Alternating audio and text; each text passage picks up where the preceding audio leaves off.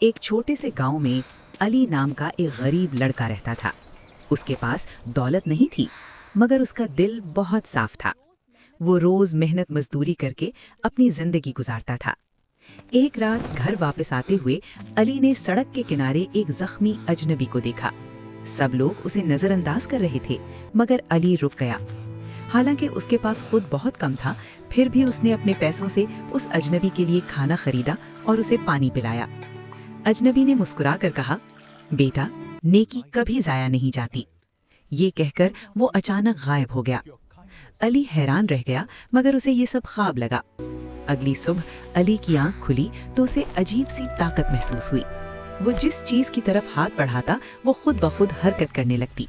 علی سمجھ گیا کہ اسے کوئی خاص نعمت ملی ہے۔ اس نے اپنی طاقت دوسروں کی مدد کے لیے استعمال کرنا شروع کر دیا۔ وہ بیماروں کی مدد کرتا اور غریبوں کا سہارا بنتا گیا۔ جلد ہی اس کی نیکیوں کی خبر بادشاہ تک پہنچ گئی۔ بادشاہ نے علی کو محل بلایا اور کہا، اصل بادشاہ وہی ہوتا ہے جس کا دل بڑا ہو۔ یہ کہہ کر اس نے اپنا تاج علی کے سر پر رکھ دیا۔ ایک غریب لڑکا بادشاہ بن گیا، مگر اس کا دل اب بھی ویسا ہی تھا۔ سبق: صاف دل اور نیکی انسان کی تقدیر بدل دیتی ہے۔